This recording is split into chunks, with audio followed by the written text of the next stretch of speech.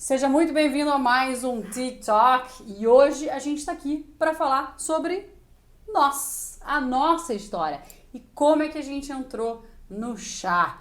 Ela é a Carol, eu sou a Carla, nós somos especialistas em chá e sommeliers de chá da Chá Pra Quê e da Bulldog Revolution. O nosso objetivo é fazer com que você, aí do outro lado, beba mais chá e se torne uma pessoa mais feliz através da Camélia Sinensis.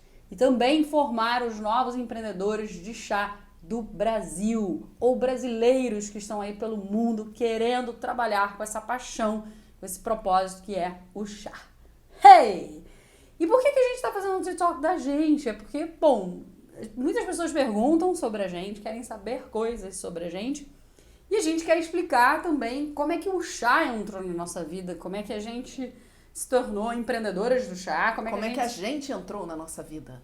A gente entrou na nossa própria vida? Lógico, eu não conheço você desde que eu nasci. Ah, sim, sem dúvida. E como é que a gente também se tornou empreendedoras, além de também professoras de chá? Como é que aconteceu tudo isso? Como é que foi essa trajetória, Por que né? que o chá é tão importante pra gente? Vamos lá, vamos começar com você. Comigo? Não comigo. Sei lá, tanto faz. Tô te botando Vamos na lá. reta. Gente, eu sou carioca. E ó, isso aqui vai ser um documentário, que são mais ou menos uns 20 vídeos sobre a gente. Então, não, sacanagem. Mentira, a gente vai resumir. Tem que resumir, porque 40 e quase 4 anos que eu tô, não dá pra contar num TikTok aí. Quando sair esse TikTok, você já vai ter 44. Verdade, já estarei com 44. Ai, que delícia! E eu ainda com 43. Ela adora dizer que ela é mais jovem, mas não é bem assim, são poucos meses. E eu não estou com quase 50, porque ela adora dizer que eu estou indo para os 50. Eu falo que ela tá no meio dos 40. Não, meio dos 40, como uma amiga nossa disse muito brilhantemente, é a partir dos 46. Beleza, Então, ela estou não tá longe. no meio. Bom, eu nasci no Rio de Janeiro, eu sou carioca. Nasci no dia 2 de outubro de 1976. Eu também. Dia do Anjo da Guarda, sou libriana e nasci no meio da ditadura. E de Gandhi também. Ah, é Gandhi. Gandhi nasceu no dia 2 de outubro. Cadê os librianos do dia 2 de outubro? É isso aí. E nasci no meio da ditadura, porque era 1976, mas eu era um bebê. Então só lembro das diretas já pra cá. Na direta já eu lembro. Você lembra? Aquela Lembro pessoa de todos politizada, eu não lembro. Exatamente, Eu ela tava lembra, eu lembro brincando de com tudo. meus cachorros no jardim. E eu nasci no Rio Comprido. Carioca Bem da carioca. Gema. Não tão da Não gema, da gema, né? porque da gema pai e mãe tem que ser carioca. Minha mãe é Não carioca sabia disso. e o meu pai é de Fortaleza, Ceará. Ah, Nordeste. Meus dois avós eram militares, então meu avô fez a escola de aprendizes marinheiro no Ceará. Sim. E veio transferido para o Rio de Janeiro, e nisso veio meu pai para cá e para sempre ficou. Conheceu minha mãe, se casaram e eu nasci. Mais ou menos assim, depois separaram e foi isso. E eu, assim que eu nasci, eu fiquei muito pouco tempo no Rio de Janeiro e fui para São Paulo. Passei 3 anos da minha vida em São Paulo. E voltei para o Rio de Janeiro quando minha mãe já estava se separando do meu pai. E aí fiquei no Rio de Janeiro para todo sempre, morando na Tijuca. Tijucana. Sou tijucana. Quem aí é tijucano? Bota aí hashtag Tem muita Tijuca. gente, tem muita gente tijucana no mundo. Fui criada na Tijuca, fui escoteira durante muitos anos. Fiz jiu-jitsu por 11 anos. Quando eu nem se Foi. falava em jiu-jitsu, eu entrei no jiu-jitsu criança. Uma das primeiras mulheres do jiu-jitsu. Uma das primeiras meninas. Na minha época eram 3 meninas. Só. Era uma que era do Gracie, outra que era uma menina que fazia judô e jiu-jitsu e eu. Ó. Nós Então, 3, eu entrei com 9 anos no se jiu-jitsu. você encontrar com a Carol por algum lugar e resolver ter uma discussão, toma cuidado. Pode ser que eu me lembre. Atenção. E eu era boa. Era excelente no jiu-jitsu. Bati em todo mundo. Nossa. Todos os meninos tinham medo de lutar comigo. Sentava. Exato. Tirava Era o couro da Academia galera. Kyoto, da Tijuca, que era famosa. E na época tinha uma coisa que era Ainda assim, existe? Existe. E eu nunca podia competir. Então eu ganhava de todos os meninos, mas não existia competição pra mulher. O preconceito da época. Não tinha, né? não tinha. Anos Então 80. eu lembro que eu ficava deprimidésima. Porque eu falava, nossa, botavam os meninos iam pros torneios e eu não ia. Isso. Mas por outro lado eu fazia demonstração de jiu-jitsu.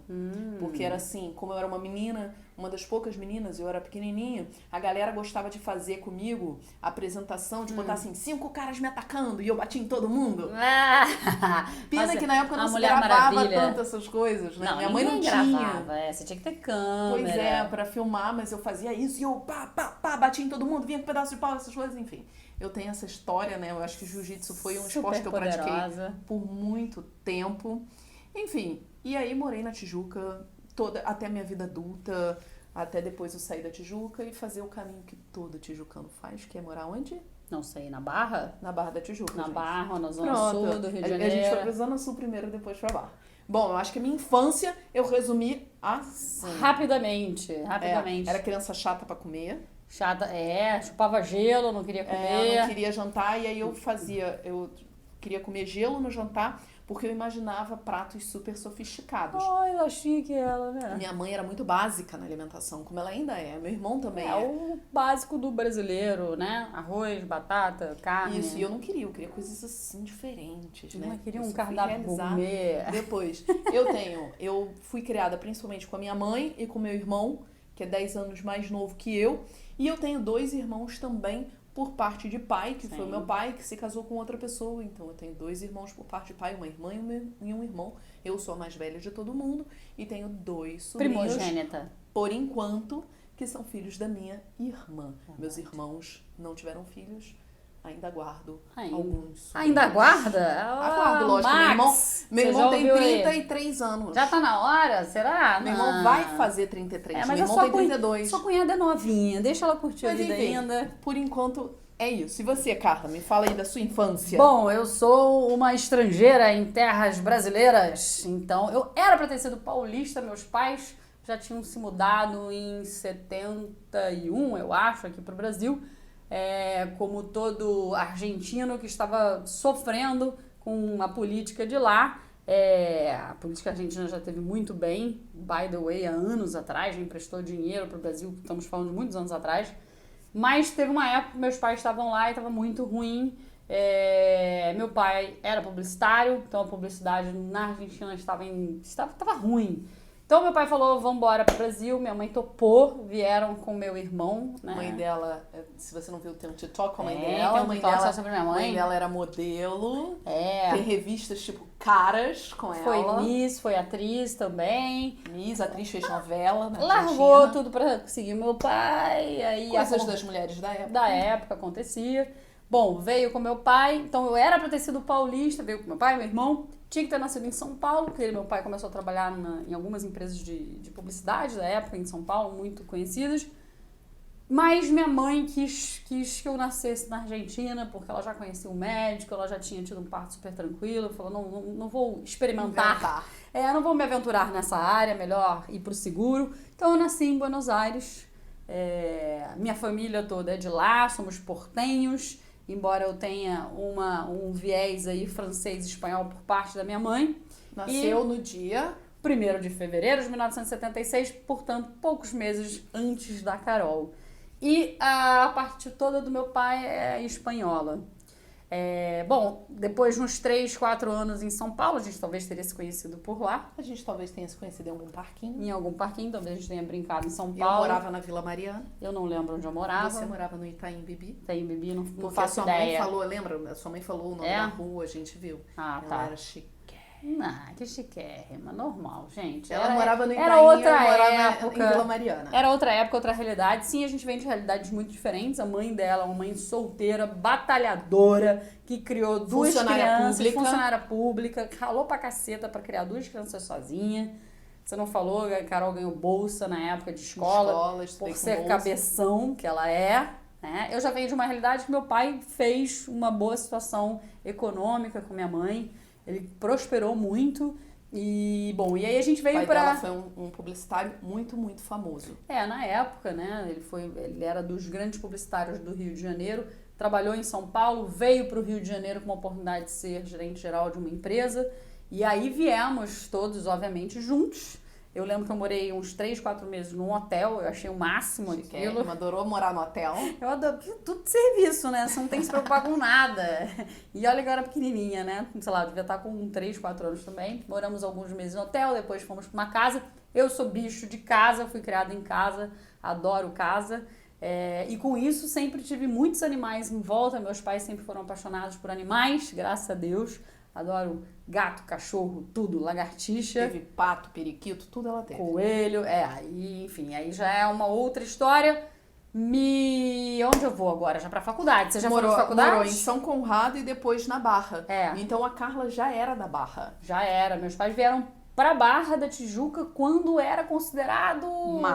Mato, muito areia. mato. Eu lembro que eu estudava na Zona Sul e todos os meus coleguinhas achavam que eu era meio esquisita. Por quê? Porque eu, além de ser filha de argentinos, eu morava na Barra e todo mundo morava em Ipanema, Leblon. E achava, nossa, você mora na Barra? Longe pra caramba, mas a gente morava numa casa linda, super agradável, era uma delícia. Super vista. Então, assim, pra mim era uma coisa normal, mas sim, eu fui aquela pessoa que era diferente, né? Porque nos anos 80, você ser argentino no Brasil não era aquela coisa que hoje em dia... Mas também não é tranquilo. Não, mas eu acho que as pessoas hoje estão muito mais abertas ao argentino. Eu não acho, não. Eu acho. Volta e meia eu escuto um comentário ruim. Sim. E sempre me dói. Sempre tem o preconceituoso que vai falar mal e tudo por causa de futebol, gente. Que coisa, Mas eu já sofri bullying por ser argentina, infelizmente. Tanto na escola, até em trabalho já me aconteceu isso, em empresa. Situações super chatas. Então eu já cresci um pouco nesse universo meio... Quem sou eu, meio que bicho que sou eu, porque eu tô aqui no Brasil. Aí todo mundo olhava pro meu pai e falava assim, mas você torce pra quem, Carla? Você tá aqui no Brasil, você já é brasileira, então você torce pro Brasil? E eu ficava assim num conflito, porque meus pais me olhavam e falavam, não, ela torce pra Argentina. E eu, conclusão, com esse conflito e esse bullying todo, eu odeio futebol. Eu gosto de assistir, sim, sou feminista nesse aspecto, gosto de assistir futebol feminino quando eu assisto, porque eu fico fora daquelas grandes brigas de Brasil-Argentina. Quando tem o futebol masculino aí que eventualmente está acontecendo, Copa do Mundo, eu não quero... Eu não quero nem saber. E se o Brasil ganhar, eu tô feliz, se a Argentina perder, eu tô triste, se o Brasil perder, eu tô triste, se a Argentina ganhar, eu tô feliz, então pelo menos eu acho que eu torço para esses dois. Mas sim, então teve isso. Diferentemente da Carol, eu tive acesso a muitas coisas. Meus pais sempre gostaram de viajar, de comer muito. Como minha mãe vem de uma família francesa e italiana, sempre circulou muita comida de variadas... E de boas comidas, De boas comidas, eu não precisava chupar gelo, a gente tinha acesso a muita coisa. Então eu fico com pena, tadinha. Mas eu não chupava gelo porque faltava comida em casa não, gente. Eu chupava gelo porque não tinha a comida que eu queria. E eu era tinha nugget, você é a geração nugget, porque era a mãe... Lógico. Que trabalha, minha filha. A mãe trabalhando assim, todo dia, tinha que ser rápido, tinha que ser... Minha mãe não, minha mãe já era dona de casa. Comida da escola, né? Comida da escola. Minha mãe era dona de casa, então ela tava lá, administrava a gente, eu e meu irmão, né? Meu pai e meu irmão já são falecidos, infelizmente. Tenho também 2 irmãos por parte de pai. Mas que já são... primeiro casamento. Eu sou a caçula, somos 4, mas eu não convivi com eles muito. Mas eu sou a caçulinha. Que massa! Você já falou da faculdade? Bom, não. Vamos falar de faculdade agora? Pois é. Isso foi infância. Então, a minha infância foi crescendo em casa e sendo esse bicho aí meio diferente de um argentino. Porque acontecia, eventualmente, algum coleguinha meu vir almoçar em casa e, como é que é? Arroz, feijão, bife, batata? Não, tem milanesa, tem empanadas, tem um salamezinho pra começar e todo mundo... Alguns achavam meio estranho, alguns achavam o máximo e adoravam experimentar coisas novas. Mas tinha isso também. E você sempre foi muito envolvida com a comida, né? Porque a sua avó te ensinou a cozinhar. Minha avó é uma grande influência na minha vida. A Carla cozinha... Mãe da minha mãe. Muito! Não, se você é um afortunado que já provou a comida da Carla... Comenta aqui, porque ela diz não, aí vem os amigos. Aí ela vai, fala, vou fazer uma coisinha. Aí todo mundo fica, que isso, Carla? Você fez... Ela cozinha maravilhosamente bem, poderia muito bem ter sido chefe de cozinha. Quase quis, já pensei em ser, já foi uma coisa que eu considerei. Mas por vários motivos acabei não seguindo esse caminho. Mas eu gosto porque é uma ligação muito afetiva com a minha avó. Não sou a pessoa que hoje fica cozinhando direto. Pra eu cozinhar, eu tenho que estar muito descansada, muito relaxada.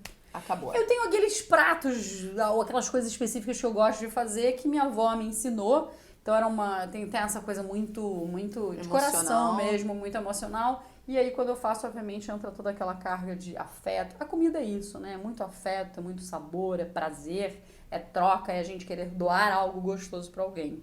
Não, e sabe como a gastronomia entrou na minha vida? Fala. Porque aí, bom, Vamos passou agora a fase do gelo. Vamos pra adolescência e vida adulta. Fui trabalhar e eu fui aquela pessoa assim, eu me sentia numa pressão de trabalhar. Embora minha mãe nunca tenha me pressionado a trabalhar, eu me pressionava, porque minha mãe era sozinha, Lógico. inclusive com as contas, comigo, com meu irmão. Então eu falei, vou trabalhar. Então eu fiz aniversário, dia 2 de outubro, fiz 18 anos.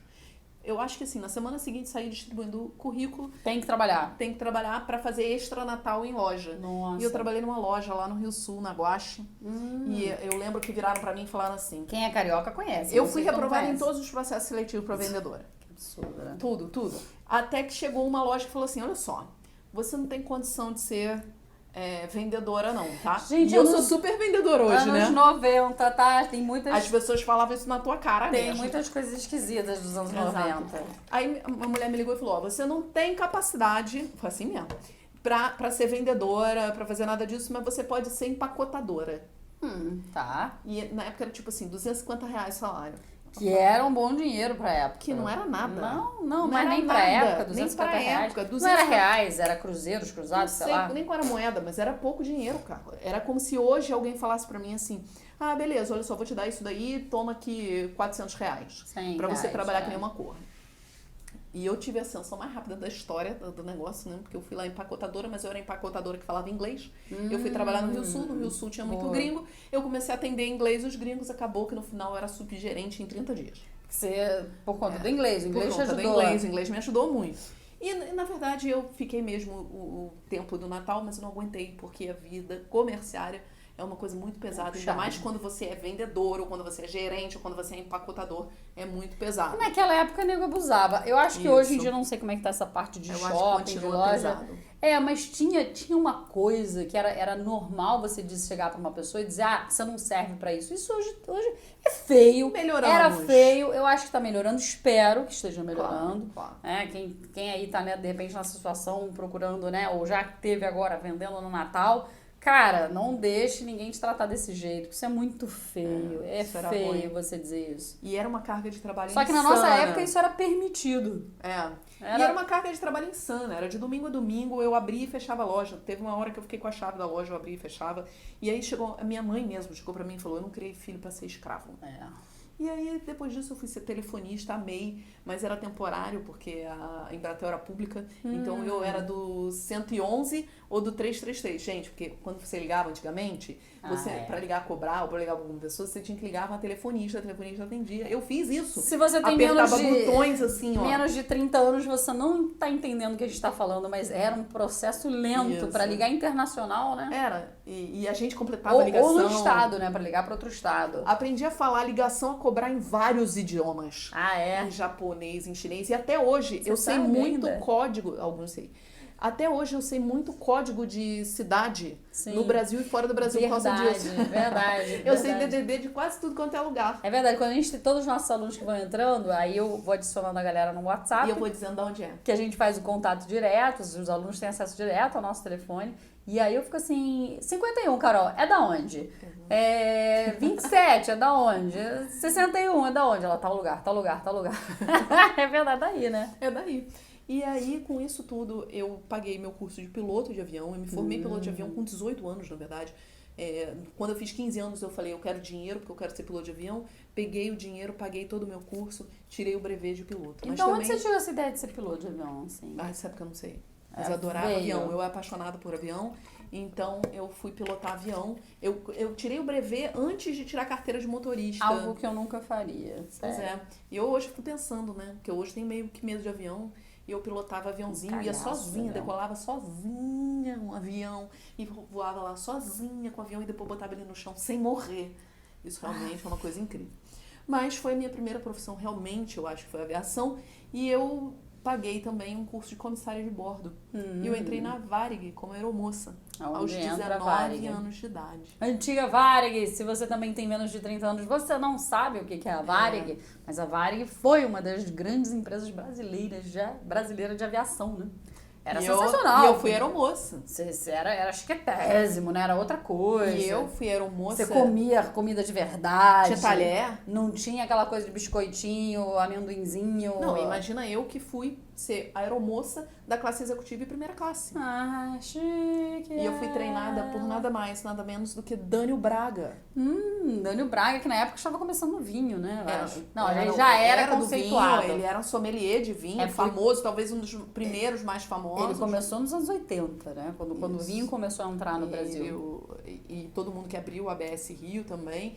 E eu fui treinada por ele. Que legal. Pra fazer harmonização, porque eu fui pra primeira classe, classe executiva. Trabalhava com serviço de caviar. E aí, gente, aí que eu entro na gastronomia, aí que eu entro na comida. Caviar no avião. Caviar. Outras épocas. Fazia serviço de caviar e perguntava se queria a francesa ou a la russe. Eu acho que isso deve ser hoje só naquelas tops, tipo Emirates, alguma Exato. coisa assim. E eu também, além de ser comissária de bordo, eu andava muito de primeira classe. Porque quando eu ia como passageiro, os meus amigos me botavam na primeira classe. Ah, que Então, era maravilhoso. Foi quando eu entrei na gastronomia e comecei a amar muito a gastronomia. Parou de chupar gelo, Sim, imaginar. aí eu descobri que eu era uma pessoa da gastronomia. E quem trabalha, muitos comissários de bordo são muito ligados à gastronomia. Então a gente ia para as cidades, todo mundo sabia quais eram os restaurantes tops, os bares, as coisas Até porque diferentes. você se diverte, né? Conhecendo a cidade, conhecendo a alimentação. E às vezes era um barzinho culinária. que tinha um peixe de água doce do não sei o que lá, que era feito na bananeira, sabe? Então eu comi muito bem sendo aeromoça. Foi Legal. quando eu entrei no vinho, nas bebidas especiais. Eu me formei dentro do vinho, na ABS e principalmente dentro da Varig, que a gente era formado dentro da Varig e tudo que sobrava a gente podia levar. Porque a gente abria todos os vinhos e a gente tinha que levar para casa porque eu não podia ir de volta. Não tinha adega pra guardar o vinho e... Tudo, Nossa, a gente imagina tinha a que abrir grana, né? tudo, sobrava tudo.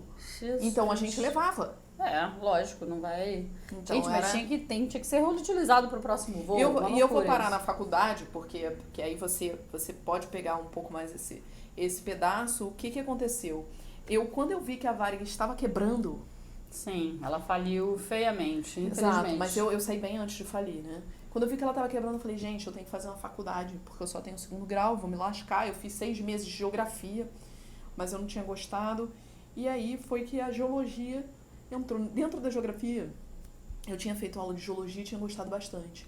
E depois eu comecei a fazer uns cursos livres, para ver do que eu gostava. E realmente me apaixonei pela geologia. Fiz vestibular para geologia, entrei para geologia na Universidade Federal do Rio de Janeiro, UFRJ, e gente, eu amei fazer faculdade de geologia. Que legal.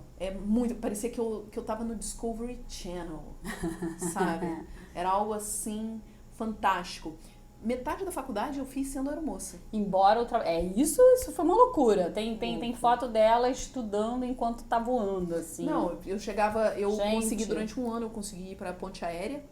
Então era Rio, São Paulo, Rio, São Paulo, Rio, São Paulo. Gente, e enquanto eu tava esperando entre um voo e outro, eu tava estudando e rezando pros professores não me reprovarem por falta. Eu tirava notas muito altas, aí eles desistiam de me reprovar por falta. Mas metade da faculdade eu fiz assim, tanto que na faculdade eu era conhecida como aeromoça. Eu sempre achei você, cara, brilhante, porque você fazer uma faculdade de geologia, que é pesado, com cálculo, um monte de matéria. Mas, pô, você tá estudando no meio do ar, né? E eu queria muito. Eu queria muito. Eu queria muito fazer geologia. Eu fui aquela pessoa que fez a faculdade muito apaixonada. Porque você gosta. Por isso você fez desse jeito, porque é uma loucura, né? E aí depois eu fiquei só na geologia. Bom, eu, na verdade, terminei a escola e eu fiz escola americana aqui no Rio de Janeiro. E como todo mundo que estudava na escola americana, você automaticamente já era incutido na tua cabeça que você tinha que ir morar fora e estudar e fazer faculdade fora. Então isso aconteceu comigo. Embora tenha sido assim um grande erro na minha vida, porque eu estava num momento bom, eu estava com vários amigos, curtindo o Rio de Janeiro, né, como adolescente, descobrindo a cidade, curtindo um monte de gente diferente, amigos. Tava uma época gostosa e fui para os Estados Unidos, tive uma experiência que, embora tenha sido interessante por algum lado, como experiência, eu não fui muito feliz naquela experiência. Então, em menos de um ano, eu voltei para o Brasil, um pouco frustrada. Eu fui estudar psicologia lá fora. Descobri que o processo todo de estudo de psicologia nos Estados Unidos era extremamente demorado, extremamente lento. Você fazia uma faculdade inteira de psicologia para você não conseguir nem começar a clinicar, você não podia. Então aí você tinha que ir para uma outra especialização, depois mais uma outra especialização. Conclusão, você ia ficar 10 anos, você não podia nem atender um paciente, nada. Então eu fiquei frustrada com isso. Fui para uma cidade muito pequenininha dos Estados Unidos, bem interior, então assim, tinha muito preconceito, diversidade zero. Eu não curti. Aí eu passei a ser a estudante internacional. Enfim, então eu desisti, voltei para o Brasil e eu tive que começar a trabalhar. Meus pais me deram R$1, falaram, olha só, já que você não vai fazer faculdade, você desistiu, então vai trabalhar. Te vira malandro. Te vira malandro. Ok, beleza. E aí eu acabei atrasando a minha faculdade.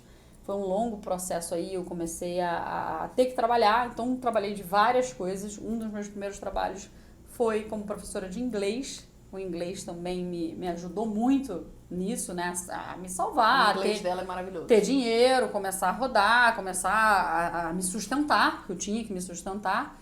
Então, o inglês foi uma coisa que me ajudou. Então, não só dei aula de inglês, mas também dei aula de português para muito estrangeiro, numa época que várias empresas estavam entrando aqui no Rio de Janeiro de fora. Então, isso foi muito legal, porque eu conheci gente de vários lugares. Dei aula para indiano, dei aula para norueguês, dei aula para dinamarquês. Essa foi uma época boa, embora ser professora era extremamente cansativo, né? Ali no dia a dia, sempre com a pessoa. Viajava o Rio de Janeiro dando aula também, não necessariamente dava aula no curso, mas ia até o aluno, até as empresas. E aí eu resolvi mudar de profissão e conseguir ter um salário melhor. E aí a minha primeira experiência foi também morei na Argentina um tempinho, vale falar isso. Meus pais se separaram, minha mãe foi pra Argentina. E aí eu falei, cara, quer saber, vou fazer uma experiência nova. Então resolvi morar na Argentina por um tempo para entender o que era a Argentina. Embora eu tenha sido criada numa família argentina, eu tenha traços argentinos, eu nunca tinha vivido na Argentina. E tem uma conexão, obviamente tem uma conexão forte com a Argentina, porque vem dos meus avós, meus bisavós. Então eu acho legal respeitar todas as nossas origens. E eu queria entender um pouquinho mais disso. O que era esse ser argentino? E morei 1 ano e meio na Argentina. Não morei mais porque eu fui para Buenos Aires. Buenos Aires é uma cidade de concreto.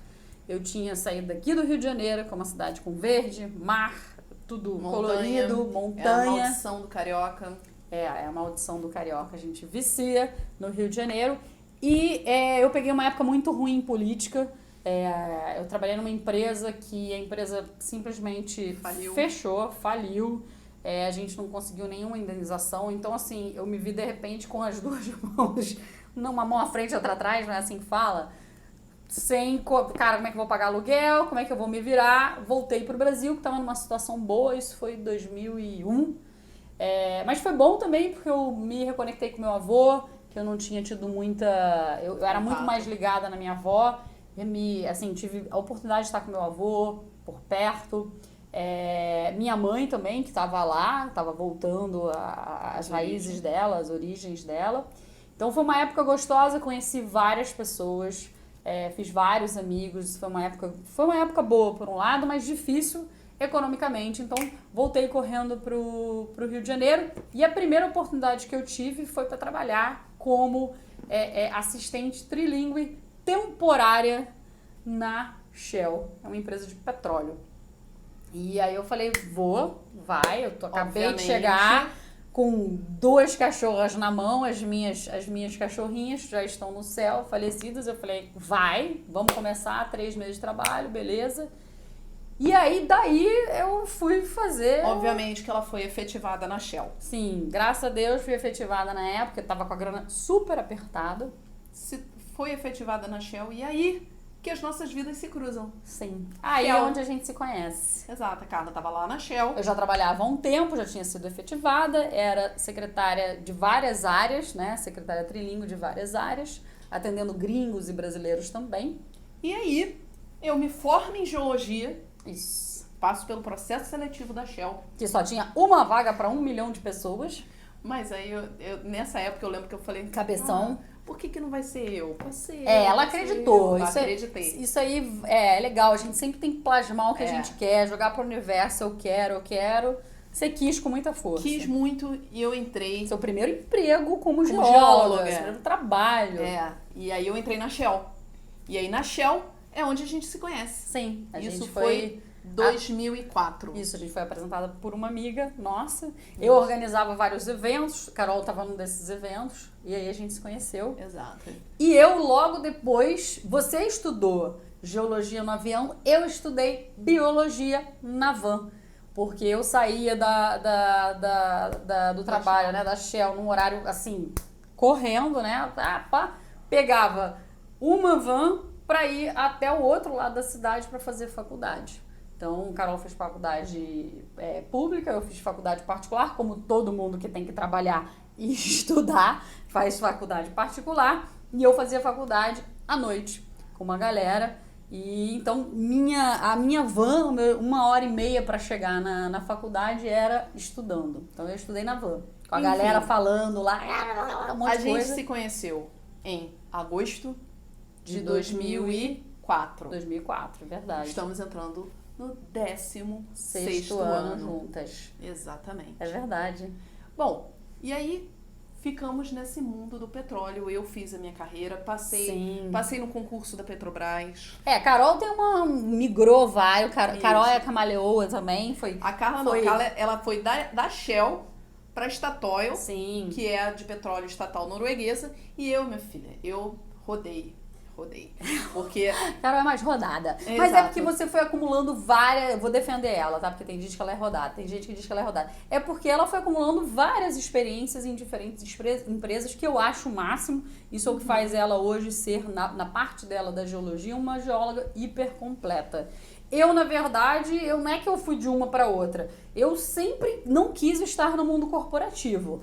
Verdade é essa. Eu me formo bióloga na Shell e daí eu saio da função de secretária, eu vou para uma função dentro da área de SMS, meio ambiente, segurança. Eu vou trabalhar com dados de SMS, dados de plataforma, dados ambientais. E aí eu começo a conhecer a área de responsabilidade social das empresas de petróleo, como bióloga. E aí ela entra na Statoil na parte de responsabilidade social. Porque eu me saio da Shell, na verdade eu quero sair, eu me saio da Shell, porque eu tinha um chefe horroroso, que muita gente não aguentava, era uma pessoa extremamente desagradável. Aí eu me saio da Shell, fico 1 ano e meio... Nesse 1 ano e meio ela faz faculdade veterinária. Eu tinha essa paixão, essa vontade de ser veterinária, mas eu descobri em 1 ano e pouco de veterinária que, na verdade, eu não ia dar conta desse... Emocionalmente. Emocional. Eu não ia. Eu deveria... Se eu quisesse ter ido na área da medicina, eu teria que ter ido para a área da medicina humana. Porque eu não consigo lidar com uma pessoa que chega e o animal tá lá todo ferrado e a pessoa diz, o que será que ele tem? Será que ele tá com alguma coisa? E o animal cheio de pulga, todo ferrado. Eu não tô vendo, doutora. Puta, eu não consigo. É muito emocional ver o bichinho sofrendo. Ela fosse uma aluna fantástica. Mas tirava eu nota máxima, sofria muito. Mas era sofrido. Era sofrido. Então eu não consegui. E aí ela abandonei a ideia de ser veterinária. Antes, quando eu tava na Argentina, foi onde eu pensei em ser chefe, tá? Onde eu pensei em estudar gastronomia, mas eu falei, eu não vou dar conta de ficar 15, 20 horas numa cozinha em pé, ralando no fogão, no forno lá. Então eu falei, não, isso não é pra mim. Eu quero outra coisa dentro da gastronomia. Acabei não decidindo. Fui para biologia porque eu sempre gostei muito de animais, sempre gostei muito da natureza. É o meu lado de ter sido, acho que, criada em casa e curtir essas coisas. E aí ela vai para Statoil para a parte de responsabilidade social. Eu faço o concurso da Petrobras, passo para a Petrobras como concursada, passo 4 anos na Petrobras e peço demissão. Sim. Muita gente acha que eu sou louca por isso. Mas, na verdade, eu precisava de uma vida mais livre, mais empreendedora e que eu pudesse direcionar a minha vida. Então, quando eu peço demissão da Petrobras, eu peço para ser consultora. Sim. E aí eu vou ser consultora na Repsol. E aí depois... Em outras empresas de petróleo. Exato. Depois eu vou para a Statoil, também. porque aí a Statoil me contrata.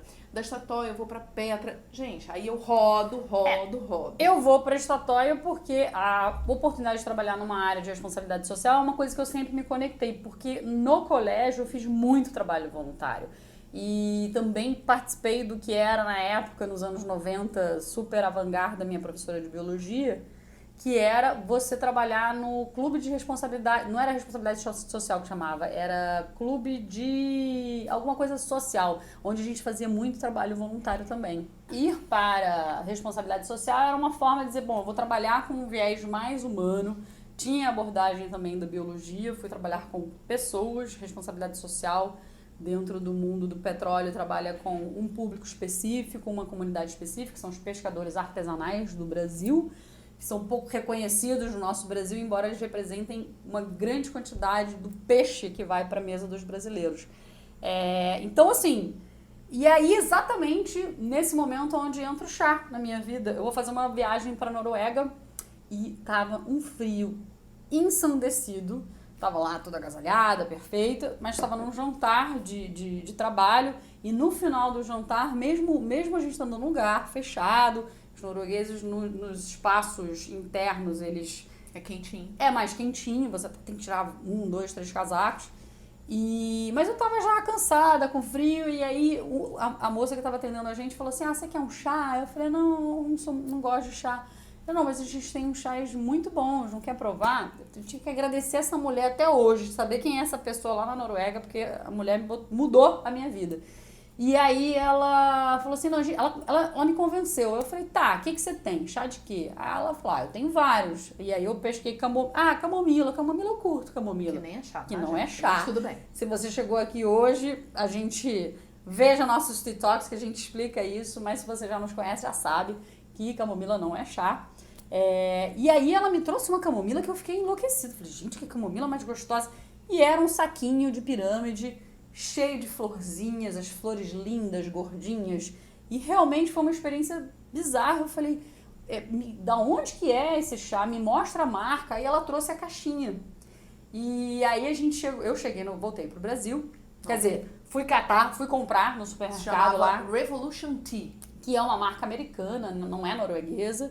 E ela comprou um monte de comprei Revolution tudo. Tea. Eu não sabia nem o que eu tava comprando. Você possa imaginar. Então comprei blend, comprei camomila, comprei chá, comprei, enfim, tudo, trouxe e falei, Carol, você não tem noção, isso aqui é outro mundo, isso aqui é maravilhoso. Ela, Carol, eu acho que você, né? Não, eu não entendi, não deu mas muita aí ela me importância. mostrou, mas eu sempre escutei, porque Sim, era mas, assunto de comida, tipo assim, me interessava. Que é isso, né? Que é isso, né? Meio estranho. E aí ela começou a provar, ela falou, pô, realmente isso aqui Isso não tem no Brasil.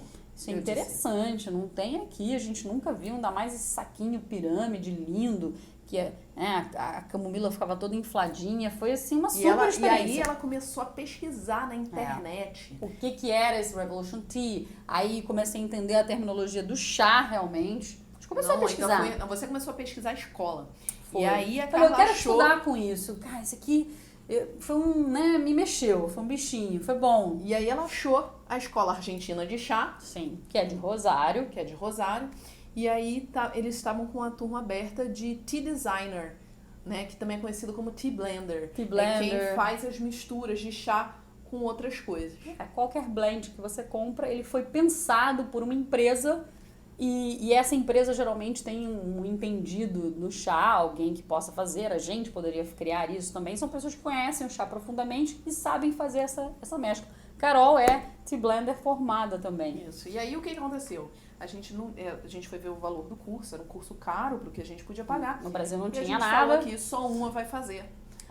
A Carla, não sei porque ela falou que eu que ia fazer. E ela ia me acompanhar. Vai você, Fomos. Que aí você vai captar tudo, cabeção, vai captar tudo e vai me passar. Né? Porque eu sou aquela pessoa que eu tenho que estudar, eu tenho que sentar, eu tenho que anotar tudo direitinho. Carol já capta por osmose. Falou, ela já pegou. A Carla falou, você vai saber mais, você vai gravar mais as coisas, você vai me contar. Isso, me passa tudo. E aí a gente foi pra lá, e a primeira dia de aula, assim, minha cabeça fez buf. Eu fiquei no hotel, eu fiquei passando pela cidade, comprando vinhos, que na época também me interessava até trabalhar com sempre vinho. me interessei em trabalhar com bebidas, né? E eu não podia, vou contar uma fofoca aqui, eu não podia ir porque eu tinha que trabalhar. Eu inventei um caosão horrível, não façam isso, tá? Mas se vocês estão inventando caô no trabalho, significa que vocês não amam o trabalho de vocês. Essa é a verdade, que hoje eu não preciso inventar caô no meu trabalho já há muito tempo. Mas é isso, eu inventei um caosão para poder acompanhar a Carol, que eu falei, não posso perder essa oportunidade, tá lá, Depois, quando terminar o dia, ela vai me contar tudo, né? A gente vai se juntar para jantar, ela vai me passar tudo do curso, vou entender tudo que tá acontecendo. Eu inventei um causão e eu fui. Não podia, mas eu fui. O que acontece? Quando eu tive a primeira aula, e era o dia inteiro, e os nossos professores são o Diego e a Liliana. Sim. E eles são muito apaixonados mestres do chá. pelo chá. Eles amam demais o chá. Então, o que aconteceu?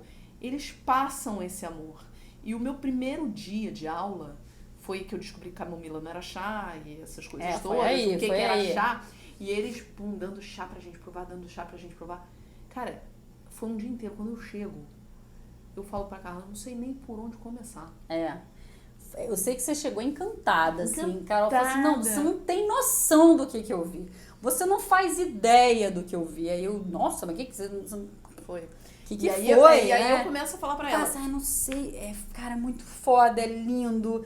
Nossa, eu provei um monte de chá e você não vai saber que a camomila não é chá. Como assim camomila não é chá? E a gente começou isso e o que acontece? Era uma semana inteira e depois mais 8 meses de estudo. E aí essa semana inteira, eu lembro que eu acordava cedo, porque eu tinha que ir cedo, a aula era o dia inteiro.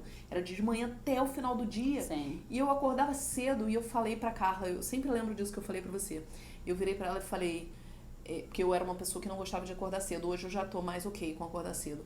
E eu virava pra Carla e dizia assim, Carla, eu quero acordar pra ver isso. Sim. Eu quero acordar pra essa aula. Tô Primeira curtindo. vez na minha vida que eu quero acordar cedo pra ver um negócio. Legal. E isso é uma coisa diferente, eu tô afim de fazer. Ah. E aí a gente começa realmente a estudar chá.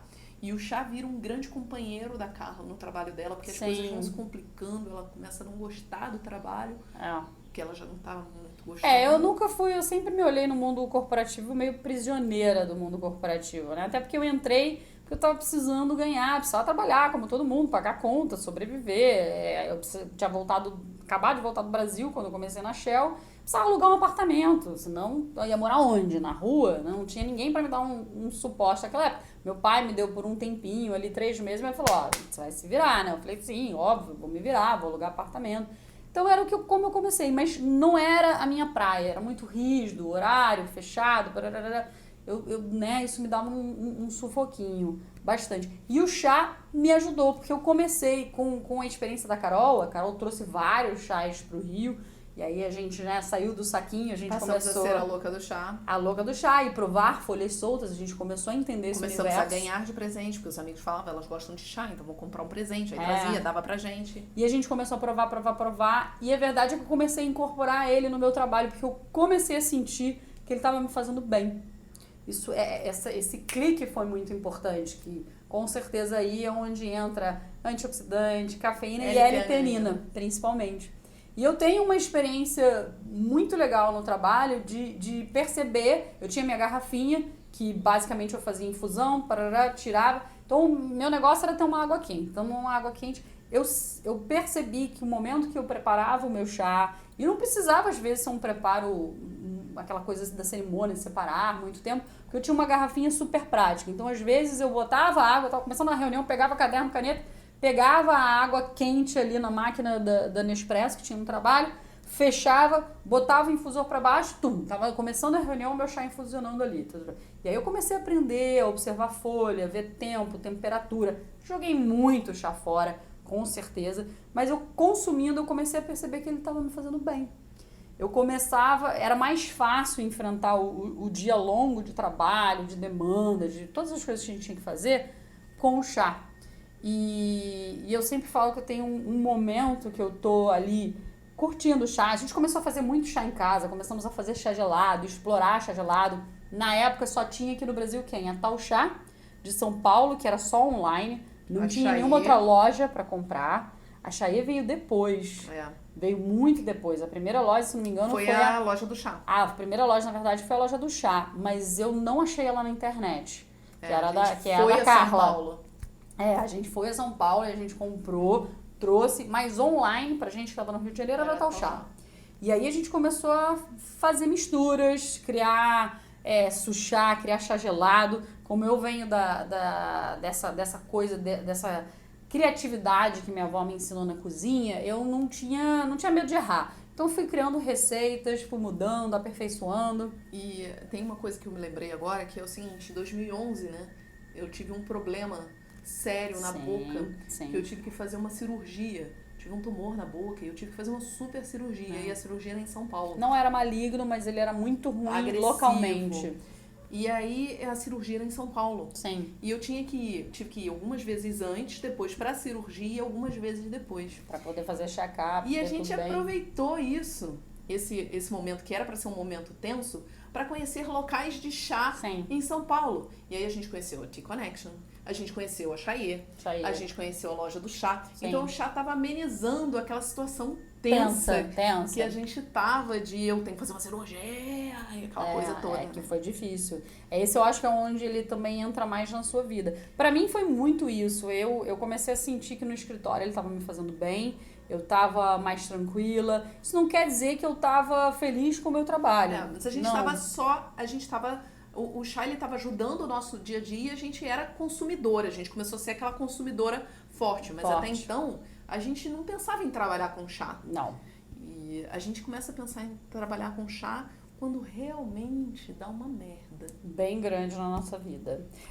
Nessa ideia de querer mudar de vida e dizer, bom, a gente precisa, em algum momento eu quero largar meu trabalho, você tá ok com a geologia, mas eu quero largar, a gente resolveu fazer uma mudança de casa, a gente tinha um apartamento, a gente falou, não, vamos comprar esse aqui que é maior, vai ser melhor pra gente, etc. Daí a gente consegue já, né, a gente já tá com dinheiro para poder pagar o apartamento, juntamos já há tantos anos. Só que a gente faz uma péssima negociação. Dá tudo errado, gente. Tudo que pode dar errado. É só cagada que dá. Uma cagada atrás da outra. Não entrega o apartamento a gente comprou pronto. Some a documentação. Aí a justiça brasileira ferra com a gente. Total. Porque podia ter sido resolvido com uma liminar, eles não resolvem, enrola, a juíza não faz absolutamente nada no processo. Só sei que enrola até ponto, em todos os níveis. Fato a gente deu uma grana pra comprar um apartamento. Tudo que a gente tinha. Era tudo que a gente tinha. Sim, porque a gente acabou de vender o nosso, deu tudo na mão da empresa, a gente ficou absolutamente sem nada, a gente teve que voltar a morar de aluguel. A gente perdeu tudo, gente. Foram, 10 anos que a gente sentiu que foram pro ralo, mais um monte de ineficiência de um monte de gente que tava ali com a gente. E quem queria, de empresa, de advogado, tudo. Mas tudo deu errado. E quando... aí aquela coisa de, vou ter uma vida mais tranquila, foi embora. Aquilo dali foi... Já era. E olhando hoje pra trás, a gente sabe que essa foi uma grande oportunidade que a gente teve. Foi uma coisa ótima pra gente. Mas foi um período de muito desespero. Muito difícil. E a gente não conseguia nem conversar sobre o assunto, porque a gente não sabia nem o que ia fazer. Era uma infelicidade muito grande, era uma tristeza muito grande. Profunda. A gente quase, a nossa sorte, a gente sempre fala, a gente quase entrou num esquema de depressão, etc. A gente não entrou, eu acho que, na minha opinião, foi muito por conta do chá. Foi muito por conta de... Nós duas somos pessoas que, naturalmente, a gente tem isso. Eu acho que... Vamos pra não sei frente, se vem de família. Vamos, vai dar certo, vamos resolver. Tá uma merda, tudo bem. Mas como é que a gente resolve? A gente sempre tenta ir pra isso. Eu senti, eu pelo menos, eu falo por mim, que eu cheguei assim, a muito, muito fundo do poço e que eu tive que parar e falar, bom, eu tenho duas escolhas.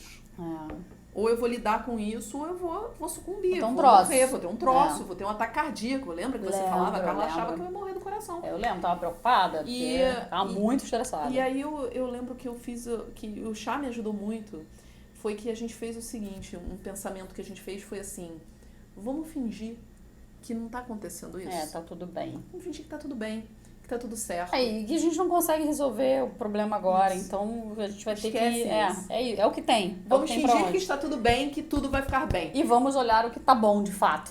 Tava todo mundo com vida, todo mundo com saúde, poderia ser pior, poderia ter morrido alguém. Essa técnica do fingir que tá tudo bem foi boa, porque foi ela que fez a gente respirar. Sim. E com o chá. E nesse momento a gente recebeu um e-mail da Escola Argentina de Chá, convidando a gente para ir pro Sri Lanka. Sim. Pra uma viagem sobre chá. E tinha sobrado um dinheirinho que a gente ia fazer a reforma do apartamento. Era pra reforma que não tinha. Do apartamento. Não e a tinha gente mais. falou, quer saber?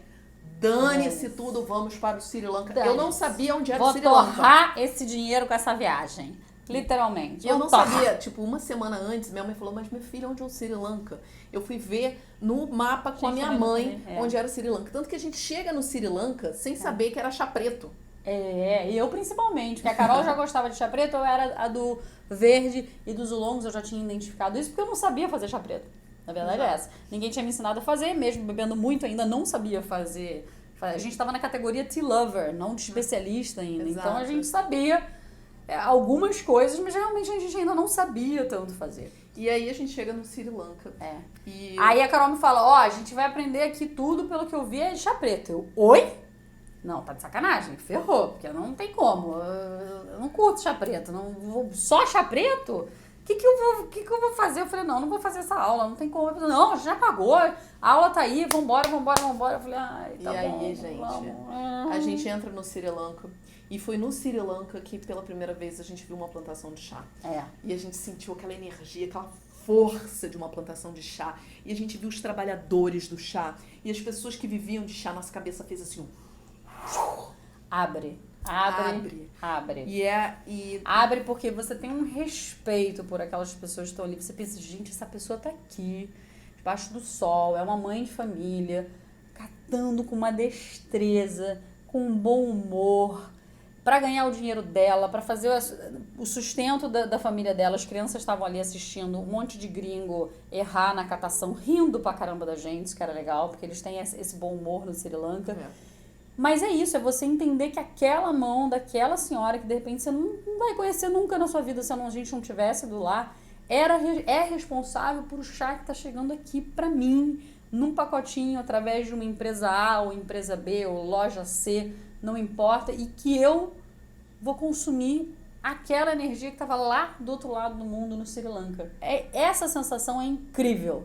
É você se conectar com alguém que está lá do outro lado do mundo, que você talvez não saiba quem é, mas existe a conexão energética. E com a terra, claro, a Camellia sinensis, toda aquela energia daquela plantação que está lá há anos, às vezes, há muito tempo, que está ali sendo cuidada, sendo trabalhada por pessoas que amam aquilo que elas estão fazendo, desde a pessoa que está colhendo até a galera que está lá na fábrica, produzindo, empacotando, tendo certeza que isso está chegando direitinho para você. E aí, a gente o viveu que essa coisa boa. A gente, no primeiro dia que a gente trabalha, na plantação mesmo, colhendo chá debaixo do sol, vendo aquilo dali, sentindo aquela energia, a gente está voltando, a plantação ficava 2 horas da cidade que a gente estava. Então a gente tinha um caminho ali dentro do ônibus, todo mundo dormindo, e eu e a Carla, a gente não conseguia dormir. A gente estava muito pilhada. pilhada. A gente estava assim, de repente, no meio dessa muita história, coisa cansada, que você sente, suada, muita coisa. E aí, de repente, passa um pássaro azul do nosso lado. Eu lembro que a assim, gente estava do lado esquerdo do ônibus, passa aqui embaixo, assim. E era um negócio assim, fez no meu olho. E eu falo, você viu isso, Carla? A Carla falou, eu vi. Eu falei, cara, não, a gente tá, eu não tô delirando, então se você viu eu também. Porque foi assim, ele passou aqui assim, rente, assim, perto no da ônibus, roda. Né? E ele era fosforescente, assim, com a asa aberta aqui. Um azul pequeno, assim. Pum. Um azul muito fosforescente. Então ele parecia um raio, assim. E a gente, cara, a gente não conseguiu ver bico, a gente não conseguiu entender o que era, a gente só sabe que era uma luz fosforescente. Uma luz azul Ficou brilhante. Impressionante. E aí eu falei, Carla, isso é um sinal. A gente tem que levar isso pro Brasil. A gente tem que fazer o brasileiro saber o que é Camellia sinensis, a gente tem que fazer o brasileiro tomar chá, a gente tem que ter uma empresa, a gente tem que viver desse negócio. Como é que as pessoas não sabem o que é isso? E eu lembro que na época eu tava em processo de coaching. E eu tava no coaching, eu tinha feito duas sessões de coaching e eu ia na terceira. E quando eu chego na terceira, eu chego com tudo diferente, porque eu chegava com um questionamento de ter um propósito de vida e tudo. Quando eu chego, eu já chego pra minha coach e falo assim pra minha coach e falo assim pra ela, Renata, eu vou trabalhar com chá. A Renata ajudou muito a gente nesse processo. É a minha vida. Renata do Believe. Se você não conhece, é Believe. Isso, e se você tem problema com coaching, olha só, tem coaches e coaches que vale a pena. A nossa vida muda muito com coaching, Sim, a gente começou muito a pensar sobre isso com a Renata. A gente começa a direcionar a nossa vida e agir e fazer a Blue Dog. A gente tem várias pessoas responsáveis por essa grande mudança que acontece. Tem a moça lá de Oslo, a atendente lá na mesa, que eu nunca vou saber quem é, mas que ajudou muito a minha vida. A Renata com certeza também. Com certeza a Renata viu isso acontecer. Sim. E aí, o que acontece? Antes que vocês achem que a gente estava surtando, era um pássaro, a gente perguntou, se chamava Pilirrudua, é um martim pescador. Eu tatuei ele na minha perna. Levanta aí. Vamos ver se vai dar pra ver. Tá. E ela tá botando o pé aqui na minha barriga, mas não tem problema. Ó. Aqui, ó, eu tatuei ele. E ele é assim fosforescente quando você tá vendo. Ele é um grande pescador, na verdade, que ele tem um bico comprido, ele é um exímio pescador, na verdade. Pilirrudua, ou em inglês martim pescador. Em inglês chama Kingfisher. É o rei dos pescadores. Isso. E aí, que é uma ave também muito típica do Sri Lanka. Porque no Sri Lanka você tem até... Como é que chama aquela que ficava aberta? Pavão você vê assim, normal, na rua. Na rua, você vê pavão. Então, que é a ave símbolo do Sri Lanka, é um pavão. Sim. E aí, o que acontece? A gente vem pro Brasil pensando, agora eu vou trabalhar com chá, eu vou Vamos viver de mudar chá, isso. eu vou fazer um negócio. E a gente começa todo um processo de raciocínio, de pensamento, e a gente constrói a Blue Dog. Na verdade, a gente começa com uma empresa chamada Pili Tea. Pili, que vem de Pilirrudua, que é o passarinho. Mas não fazia muito sentido para as pessoas. E nem sucesso. A gente fez algumas degustações, a gente fez degustação orientada. As pessoas não entendiam o que era pilha, era uma zona. Deixa eu só dizer uma coisa. Aí a gente volta do Sri Lanka. No Sri Lanka a gente se forma tea tasting. A gente se torna especialistas em Ceylon Tea. Sim. Então a gente se torna especialista em chá de Sri Lanka. E a gente volta e faz o curso de sommelier de chá na escola argentina, que na época não tinha, a gente não tinha outra formação que não fosse. A de sommelier, a gente vai fazer a de sommelier. Bom, e aí a gente abre aí a fomos Pili as Tea. duas, né? Fomos as duas. Aí nós duas estudamos. Abre a Pili Tea. A Pili Tea, ela não tem, o nome não é tão bom assim. A gente começa a estudar e fala, cara, vamos fazer chá gelado. E aí eu tento botar Rio o de nome... Janeiro. Pelo amor de Deus, precisa de uma coisa gente tomava gelada, muito chá né? gelado. A Carla fazia Sim. muitas experiências com chá gelado. Os nossos amigos adoravam chá gelado. Todo mundo que trabalhava comigo e curtia chá provou as minhas milhares de misturas doidas que eu já fiz com chá. Que ela fez. Várias. A gente tem uma amiga que adora falar, eu tenho saudade daquelas vezes que você me testava, né? Trazia o chá, todo dia de manhã eu inventava um nome pro chá e botava, e ela provava e dizia, esse eu gostei, esse, pô, esse daqui tá melhor do que o de ontem, né? Isso aí, a gente começou a... E foi muito bom, porque assim a gente começou a entender perfil, paladar pro chá. A gente começou a captar o que as pessoas gostavam. Coisas que um curso de sommelier não dá. Sim. Que é totalmente diferente quando você fala, tá, beleza, agora eu vou vender chá. Porque o sommelier, ele foca no chá, ele tá olhando unicamente o chá e como é que aquele chá tem que ser feito. Como é que ele faz. Ele não estuda como é que ele vai vender chá, ele não estuda como é que ele vai empreender, ele não estuda de que fornecedor ele pega, se ele escolhe se o chá tá bom ou não pra comprar, que ele vai vender. E nem o que o outro vai achar daquele chá. E nem técnicas de infusão. Também não, a gente olha só pra técnica da quente, é só a quente tradicional. Então ele também não olha para o outro. O que o outro percebe? A gente teve, nesse início nosso, a gente teve muito esse olhar do, bom, eu preciso oferecer uma coisa que a pessoa goste. Eu posso gostar do chá tradicionalmente feito como um sommelier, mas nem todo mundo vai gostar. E o brasileiro talvez tenha que ter um outro olhar, porque a gente não pode fazer chá da forma britânica pro brasileiro. Eu fui no Sri Lanka e eu vi a galera fazendo chá, infusão a quente, 100 graus de temperatura, 5 minutos. Eu não conseguia beber o chá dessa forma. Então eu falei, não, peraí. Ok, o chá se faz lá assim, mas como é que ele tem que ser feito no Brasil? E a questão é o seguinte... Pro brasileiro. A gente tinha decidido fazer vender o chá pronto para beber. E no momento que você vende o chá pronto para beber, você tem que saber o perfil de paladar de quem vai comprar, porque a pessoa não vai comprar um chá que ela não goste. Ou se ela comprar o chá que ela não gosta, ela vai comprar uma vez, ela não vai voltar nunca mais. Então a gente começou a ter que estudar infusão.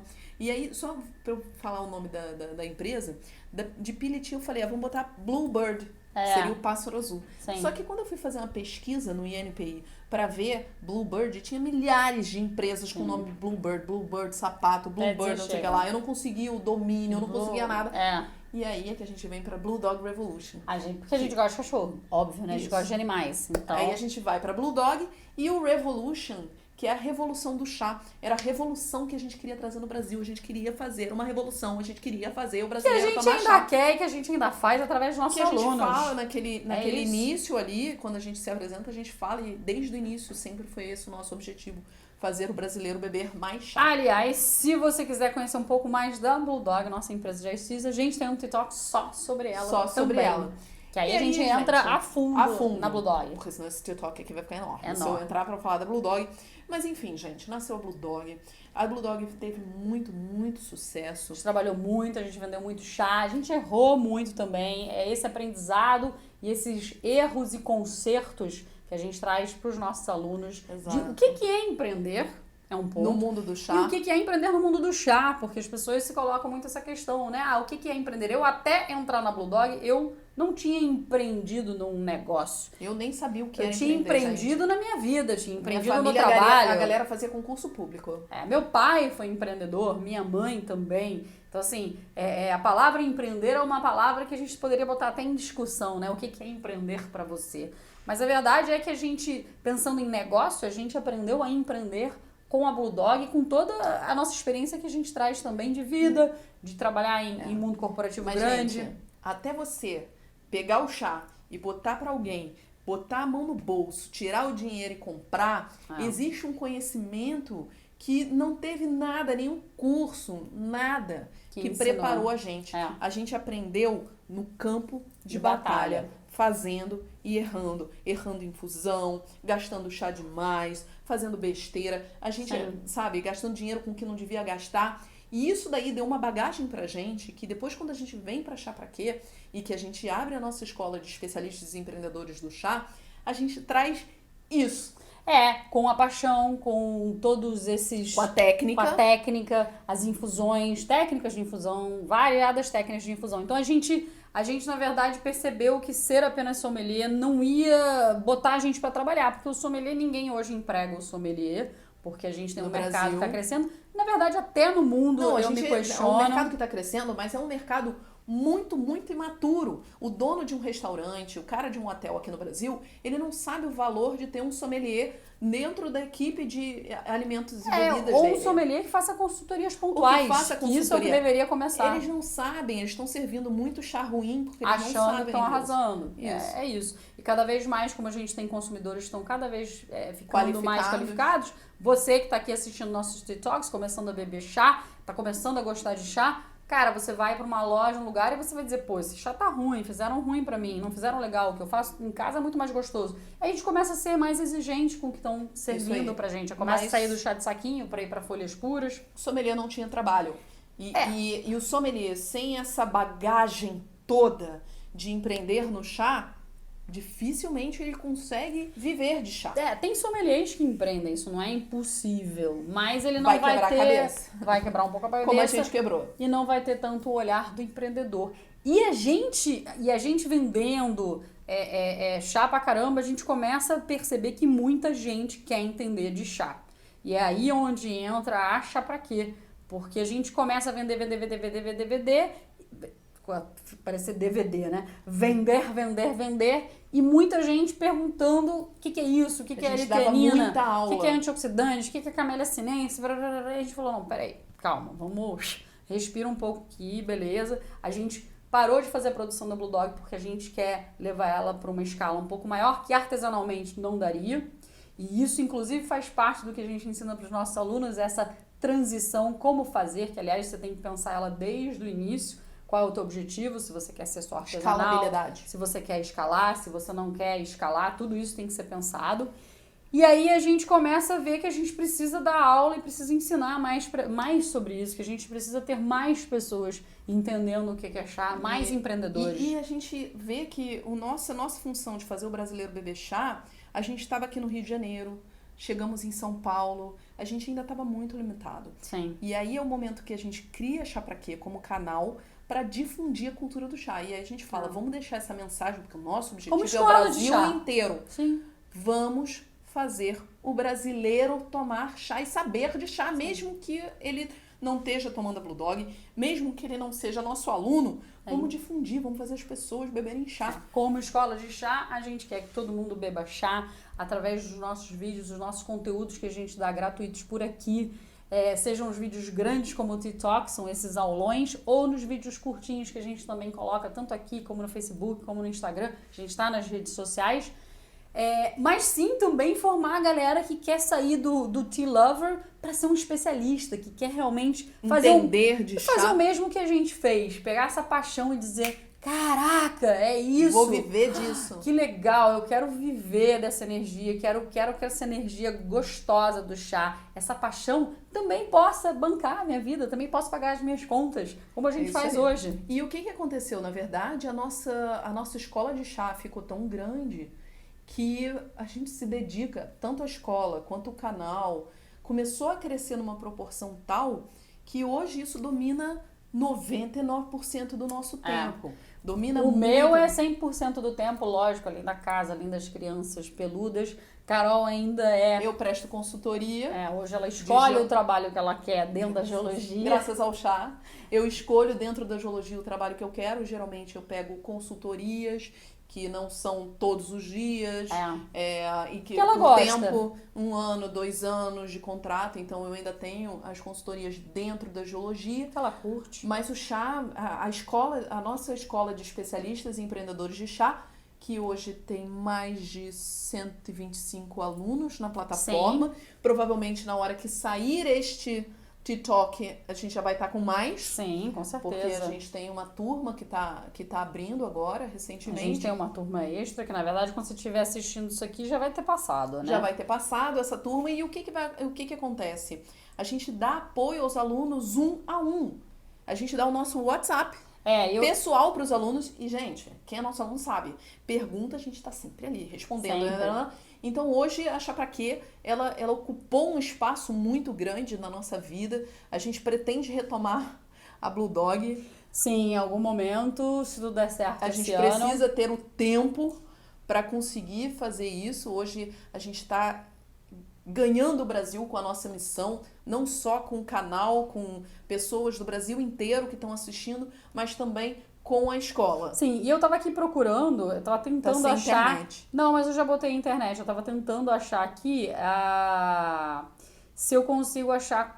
Se a gente respondeu todas as perguntas, porque a gente também abriu aqui pro Instagram. Se você não tá acompanhando a gente no Instagram, vai lá, a gente tá como Chá Pra Quê, que mudo, porque alguém já pegou o que eu não tenho Chá Pra Quê. Ah, meu Deus, você não tem? Porque eu queria ver se a gente tinha respondido todas as perguntas. A gente deixou aberto pra uma galera fazer perguntas, todo mundo fez, tinham várias. Tinha uma pessoa que queria saber tudo.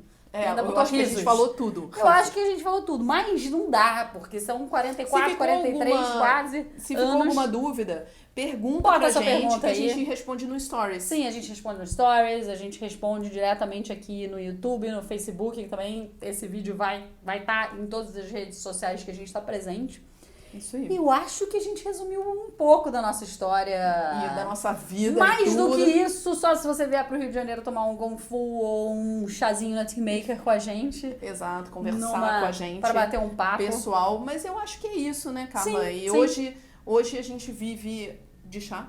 Graças a Deus a gente conseguiu fazer essa transição. Carla 100%. Foram alguns anos para isso acontecer. Então, se você é uma pessoa que tá aí pensando, tá com essa vontadezinha de se tornar um especialista em chá, saiba que se você já começou a beber chá, e outro dia eu tava até falando isso para uma aluna, né, que ela já bebe chá, ela começou a estudar chá e ela tava muito, não, eu quero, né, entrar nesse processo, ela tá estudando ainda, tá fazendo toda a formação com a gente. Eu falei, olha só, digamos se a gente resumisse em 3 passos, né, começar a beber, que é vivenciar o chá em você, segundo passo, estudar sobre chá, e terceiro passo, empreender e começar a empreender. Você já fez 2. Então, assim, não é tipo, você não tá em estaca zero. É um processo. Tudo é um processo na vida. E precisa começar. E precisa começar. Seja bebendo, principalmente bebendo, e depois, quem sabe, estudando. É isso. É isso, gente. Hoje foi a nossa história. Clica no botãozinho aqui do sininho para você saber quando é que a gente tá por aqui. Deixa sua pergunta. Se a gente não respondeu alguma coisa da nossa história, mas você tá curioso, bota aí que a gente vai responder também. Que mais? Compartilha. É isso. Eu acho que é isso, Carla. Até o próximo TikTok. Valeu, galera. Até mais.